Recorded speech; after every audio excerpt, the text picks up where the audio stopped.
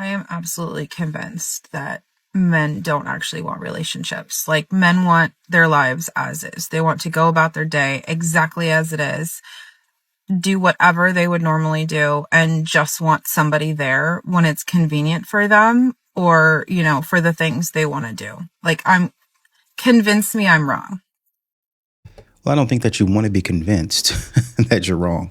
You already have this preconceived notion of men, and that's probably why you're continuing to run into the same type of men. You think that all men just really have no use for a woman other than, kind of like a toy. I take you out and I play with you whenever I want to. And then when I'm done, then I put you up. Oddly enough, it seems like you're describing what a modern woman wants. How do we know what a modern woman wants? Because that's what she says. I'm complete. I have everything around me. I make the money. I have the cars, the house, the social life. But I'm looking for a man that doesn't necessarily complete me, but it's just another, in so many words, another notch in my belt so that I can be whole. Now the Instagram pictures get that much sweeter. Now the Christmases and family holidays get that much better because I am the total package. I've achieved great success, really, honestly and truly. I have my friends and family. I have my faith, my spiritual walk, my journey. I am healed. I've been through therapy, and I'm killing it on the corporate side, I guess you should say, or maybe not even corporate, but as an entrepreneur. I'm a boss babe. And now with my husband, who is also making six figures well above me, he's a millionaire, or he makes at least 500,000. He's 6'4". He's about 215, 220, slim guy, muscular. And he could be on one of the model magazine covers. I made it. I am a successful woman. That's what she wants. A man, a model, by the way, $500,000 this man is making to support her in her journey, to be a backup to her, to play second fiddle to her, even though she's going to call him, her significant other, a power couple. That's what she's going to label it as. But really what it is I'm the brains behind the operation while simultaneously being the brains in front of the operation. Does that make sense? So I want everybody to know basically that it's me. Even though that I'm not out in front, I want them to think that I'm leader of this whole thing that we have going on. It's a weird thing that modern women have, but yeah, that's what they want. And that's what you're describing right now. I laugh every single time I see anything about like the male loneliness epidemic, because every woman I know is like the most beautiful, considerate, thoughtful, lovely person and is trying to find love. And then every man I encounter is fumbling the baddest on the planet because of their own ego or own self issues. I was supposed to go on a first date a week ago. This was with somebody that I had met in real life through a friend. We got along super well. Honestly, he was doing everything right leading up to the date. He was like calling me and texting me and being really sweet, and even like texting our mutual friend and being like, oh, like, what does Tanya like? And he was doing great. However, we were supposed to go out Saturday during the day. On Friday night, we were on the phone just chatting, and he asked me to send him my location. And I said, no. I was like, you don't need to know my address. We've only met once. Like, I don't know you like that. I told you my neighborhood if you're trying to figure out how far you are from me. That's all you really need to know. Every woman that you know is a bad bee. That's what you're telling us. And all of the men that come into contact with these bad bees are fumbling them left and right. That's what you would have us to believe. These modern women kill me with this type of foolishness. All of my friends are beautiful. Knowing when you look at these women, some of them, they are butt ugly. And you know that. And you're trying to pawn off these women on men as if this is what a woman wants or a man wants. And then you have the nerve and the audacity in the same breath to say, well, I don't think that 80% of the men are attractive. But all the women that I come across are good, attractive, 10 out of 10, right? Why should anybody believe you? Also, you're upset with this man for asking for your location when it sounds like he was texting your friends and you guys have already only been out once. You think it's a red flag for him to be asking for your location, which admittedly, after you guys have met once, then that's kind of like, I don't know if I want to send you that, right? I get it. But for him to be calling and asking your friends, your inner circle, information about you, that feels a little bit more like something that you should be doing down the road, right? But please continue. And when I said that, he was like, oh, why? Do you think I'm going to abduct and kidnap you? And I was like, no, but I don't know you. I'm not sending you my address. And then I decided to let it slide because sometimes people just say dumb things and they don't think about it. I didn't genuinely get a feeling of unsafety or danger. But then the next day, like 30 minutes before we're supposed to meet, we were supposed to go to this market thing together and then maybe like go to a park to play chess. And he was like, hey, like, let's skip the market. And then he had planned out like this whole day. And I was like, yeah, that sounds great, but I do really want to go to the market as well. So like maybe we can do both. To which his response was, Tanya, you're making it really hard to abduct and kidnap you. How are you making this statement twice? It wasn't funny the first time you did it. It's still not funny the second time you did it. So when he said that to me, I was like, hey, you might not want to make comments like that to a woman that you barely know. And he was like, oh, my sense of humor is just like dark and offensive. If that's a deal breaker for you, let me know. And I was like, no, dark and offensive humor I'm fine with. My therapist literally told me that I have the darkest sense of humor of anyone she's ever met. But I was like, jokes are generally funny. And then instead of apologizing at this point, he just doubled down and he said, TBH, I don't really appreciate being told how to socialize. What? First of all, I didn't tell you how to socialize. All I said was, jokes are generally funny. Second of all, it sounds like you do need someone to tell you how to socialize because, oh my God, what is wrong with you? And then I was like, hey, I don't really appreciate being told that I'm going to get abducted and kidnapped by someone I'm about to go on a date with. So I'm just going to go ahead and cancel this. And I did. And all of this is to say, if you see anything about the male loneliness epidemic and you're a male and you're wondering why, just know it is of your own doing. We are trying, but good God, get your together. Once again, I really don't mean to belabor this point. I don't think that maybe it was a time to make that joke. You probably want to make it. If you're going to make it a little bit later on when she's feeling a little bit more comfortable with you, I get that 100% totally and truly. You make it seem like everything else that he was doing was okay in terms of talking to your friend. Like he's getting info and insight from your friend, which is fine, but it's just that you've only known him one time. Like you've only gone out with him one time. I don't know if that makes any sense. Like I would feel like talking to somebody's friends is not the most intimate thing that you can do. Like maybe you meet them out somewhere and you're saying, hey, my name is James. Hey, I'm Tanya's friend, Susie, or something like that. I wouldn't necessarily expect you to get connected to Susie on Facebook right away. And then within that short time span, be texting Susie and talking to Susie about, hey, what is Tanya like? How do I need to do that? Where do I need to go to get that? I wouldn't necessarily be talking about that around the first time we met or after the first time we met, not even on the second time we met. The first 2-3 times, at least, I would be talking to you, would be trying to get to know you and understand who you are. The friends would be out of the picture, but you thought that was okay for him to be reaching out to those types of people. So that, in my mind, creates a level of comfort. And so maybe that's where that joke comes from. Again, I'm not saying that he should have made that joke right then and there. But to be honest with you, my read on you is that you guys have the same sense of humor, to be honest. You guys are the same person.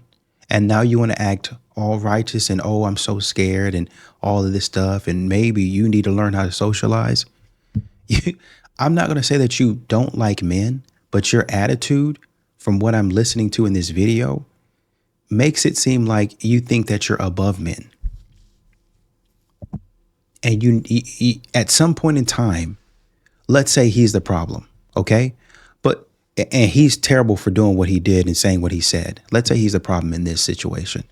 At some point in time, you're going to meet a really nice man that you really, really like, and he's going to be doing all of the things.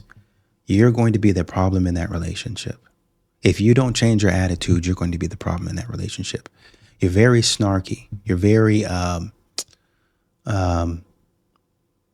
it's not elitist, But I think that I have a leg up on you. You almost think that you can outsmart somebody. That's what it seems like to me. Like my mind is just so high. I'm so much more, to use your word, socialized than you. I'm so much more elegant. No, I'm hip, but I understand the nuances of everything, which, to be honest with you, is how most modern women are. They think they know a lot more than men. They understand a lot more than men. Men are dumb, just boneheaded, knuckleheaded pieces of flesh stumbling around. That's the read that I get. But we'll say that he's the problem in this instance. I'm just saying, going forward, maybe, just maybe, in this situation, you might need to check your attitude just a little bit. Why do so many women think looking your best is going above and beyond when it's really just the bare minimum? Because at the end of the day, I feel like men only really care about what you look like, and like kind of what you can achieve is a second thought. I feel like a lot of women put a lot of effort into their looks because they think that's what men want and like what women want, depending on what you're into. We don't dress for men. We dress for ourselves. I feel like women put in a lot of effort, even though, you know, they consider it the bare minimum. But to a lot of women, they're doing, you know, the most. You know, they're doing a lot to impress the guy or to impress the girl that they're talking to. I feel like a lot of people do think that way when it is the bare minimum. So ladies, you got to bring a little bit more to the table. Just a little bit. Well said. At some point in time, you got to do a little bit more than just focus on your looks. That's why when you be sitting up here doing these makeup videos and this is how much my makeup costed, that's fantastic, actually. I appreciate you doing all that. But besides that, what else can you bring to the table? Because makeup is not going to pay the bills, right? Makeup is not going to raise the children. It's not going to cook and clean. Great to look at, fantastic to stare at, but most people are not models. And so with that being said, what are you going to be bringing into the relationship? How are you going to be somebody that I can spend my life with, is what the men be asking. And that's what modern women get offended by.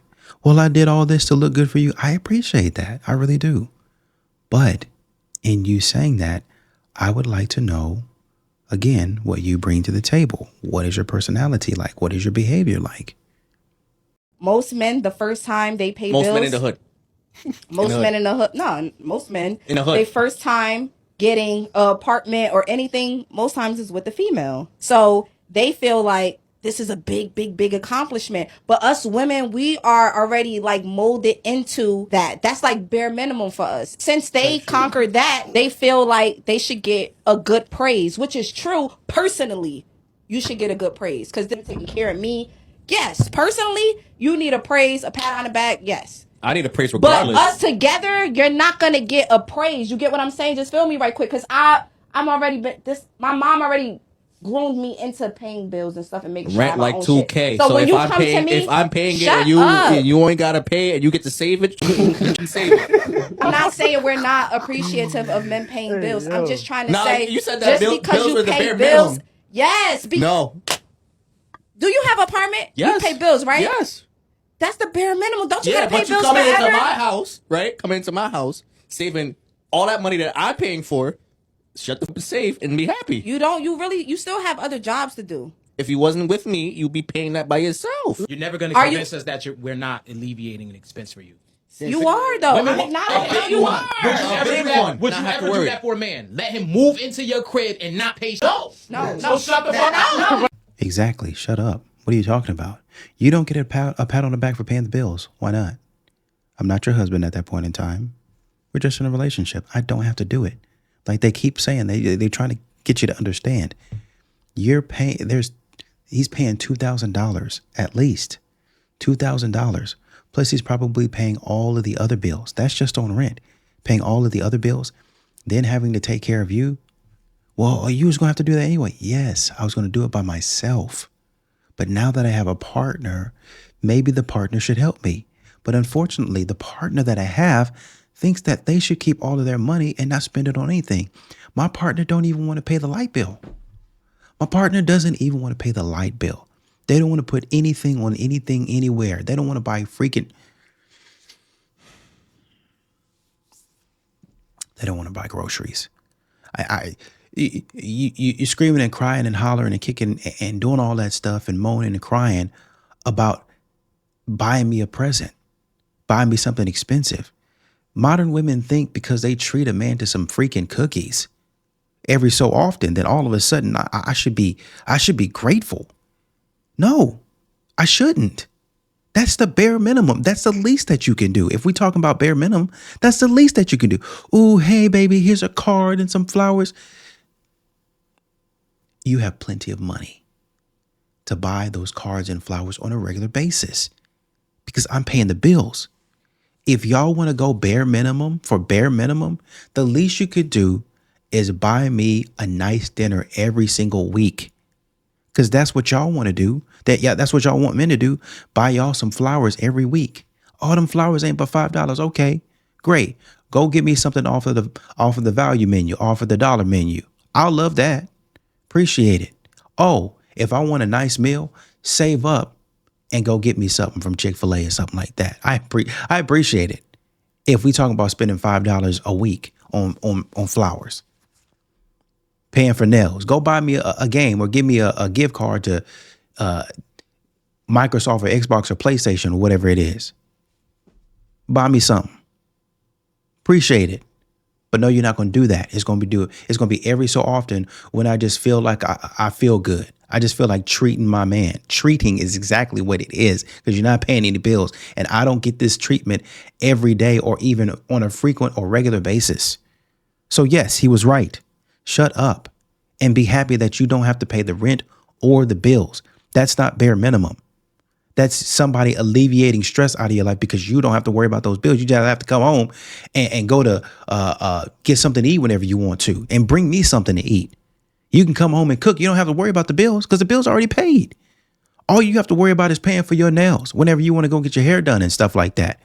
Maybe, just maybe putting gas in your tank. That's what you got to work. Anyway. For 4 years off and on, I asked him for $50 and he told me not to get used to it. I don't want to go in. I want to ask, is the like going through something? Like, do he need $50 too? Like, are you asking it? I don't know what he's going through, honestly. I'm triggered. Why you triggered, Ace? Because she doesn't truly know what he's actually going through. She don't. That man could have gave her the last 50 he had. How the woman that need the $50 judging me for barely having it? No. You don't have it at all. Like you just said, you would fake up like just to see if the gonna come through. Oh, I don't need your $50, but I want to see if you really That's what I'm talking about. That's what I'm talking about. I got a problem with you trying to justify playing with it. I'm not playing. I'm trying to no, stop dating. sweetheart. You didn't need from him. And then you said you didn't know or care about his financial situation. You don't give a okay, mama, you playing with him. If you want to see if it'll do for you, put him in position to do for you. A who give about you usually want to make other people's lives easier, more pleasant, more joyful. So if the hadn't put no bread on you yet and got 4 years out of you, you didn't warrant that from the jump. Okay. Don't pick year 4 to start playing in his face. Really, honestly, and truly, that's it and that's all. Shut up. You pick all this time to want to set the record straight with a man when you should have been gone a long time ago. If that was the type of time he was on, you got to speak to him, Trip. Sometimes you got to get in their face. You got to stop them from talking because they sit out there in the crowd. They sit on there on the other side of the computer and justify their silly actions. Stop it. You were doing the wrong thing and you allowed another dude to play in your face. You allowed it to happen. Then you want to get mad at me. I ain't doing nothing to you. I ain't done nothing to you. You mad at me. Nah, we ain't going to do that. You need to set him straight. You need to figure out what he's doing. Oh, I'm going to test him and see if he going to give it to me. No. Y'all just be sitting around town, sitting around the house, just driving around in the car, listening to some old school R&B, some Brandy, some Monica, some Aaliyah, thinking of this stupid stuff. Give me 1 in a million. Yeah, I'm about to test him when I get home. Angel of, yeah, I'm about to say something stupid and see how he reacts, see if he got some emotional discipline, some dumb stuff. I don't sit down somewhere. The same women who wear their ass out in pajamas to take their kids to school are now so-called mad at what Jada Wada and Des wore to church. Like, the fake outrage really is just too much for me, because any other time when people talk about being modest, what y'all say? Let them do what they want to do. Y'all did this. The women who have created this narrative that women can do whatever they want to do, this is what you allow. This is what it has been. Because y'all say let women do whatever they want to do, wear whatever they want to wear, and this is what they wear to church, to the school, to just, no one knows how to dress appropriately, because y'all have made it seem like you should be able to wear whatever you want. So how are you mad now? How are you mad? Y'all don't really care about what she had on. Y'all just don't like that girl. That's what it came down to. Y'all don't like that girl, and whatever she does, you are mad at. So now this is another reason to not like her. The fake outrage, either you going to be off of being modest or you not. On one end is do whatever you want to do. Oh, next end is like, why would you do that? Because the women have championed this behavior. Y'all have supported this. Y'all have made it okay to go to church like that and go into any environment dressed that way. So this is what y'all did. This is what the sisterhood has done to one another. You go to church with a mini skirt on and low cut tops because you say you can do whatever you want to do and come as you please. There was a woman, I saw a video, and it's a black woman. I think she was in Atlanta, and she was wearing a form-fitting dress, really form-fitting, talking about church fit. It was a green dress. Some of you might have seen her, and it was just crazy.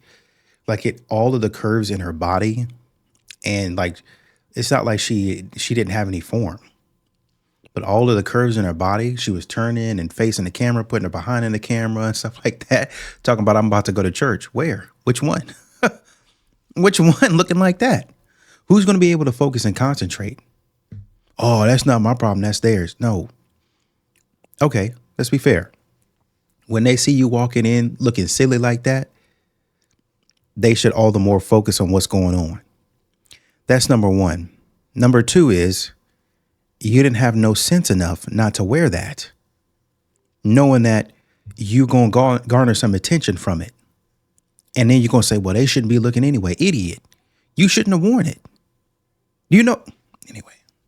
Am I the a-hole for breaking up with my fiance because she went to her ex's birthday party? I, 27 male, have been in a relationship with my girlfriend, 26 female, for 6 years, and we officially got engaged last month. Our relationship was pretty great, but the only argument we occasionally had was her friendship with her ex. They were friends from childhood, and they even dated for a few years. I was never comfortable with how close they were, and she even considered him her best friend, which was really irritating because I was her boyfriend, and I was supposed to be her best friend. Her ex's birthday was a couple of weeks ago, and he only invited her and not me. I was extremely unhappy and even voiced my concerns about it, but she really wanted to be there. She also promised me that this was the last time she was ever going to hang out with him out of respect for my relationship, especially now that we were engaged. She promised she would slowly cut off friendship after his party. At this point, I was extremely deflated and told her okay and to come back home early. She was extremely happy when she came back home a few hours later and even initiated intercourse, but I rejected because I was really upset.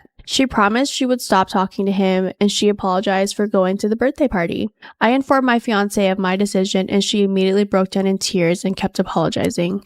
Am I the a-hole for breaking up with her? She knows that he's upset. And not getting invited to the party and the girl still wanted to go, that's a huge red flag for me. Weird. And I'm going to say no, he's not the a-hole. I would have preferred that he had addressed it sooner.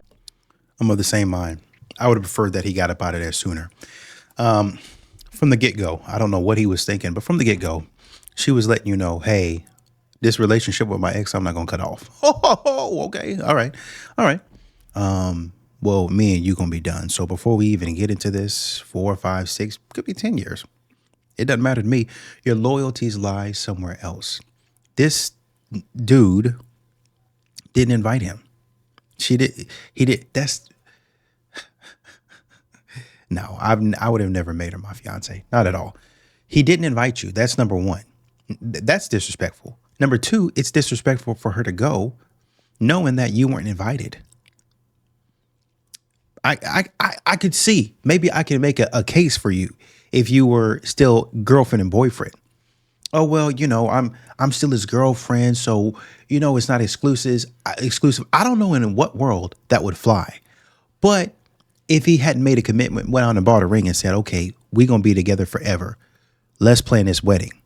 You just all talk. You ain't that. No, here's a ring. And you accepted it. So maybe, just maybe, I could get with you on that. But that wasn't the case. Y'all were already fiance, engaged, and you decided, oh, after this, I'm not going. Stupid. You shouldn't have gone in the first place. That should have been, I'm going to slowly cut him off. Idiot. You're not supposed to be doing that anyway. I don't think you understand it. These modern women figure out how to, you wonder why there's a male loneliness epidemic. Shut your stupid behind up. Shut your stupid behind up. Male loneliness epidemic. This is why it's a male loneliness epidemic. Because of modern women like this moving around in relationships like this. That's why. You saying stupid stuff, talking about, oh, I'm just going to go to his one last time I'm going to go. And then I'm going to cut him off slowly. You know what that sounds like? I'm going to stop seeing him so regularly. I'm going to get knocked down this one last time. This one last time. And then slowly, if I get the feeling or the itch, every so often, I get to missing him, I'm going to let him knock me down again. That's what that sounds like. So no, we're not going to do that. We done now. You tried.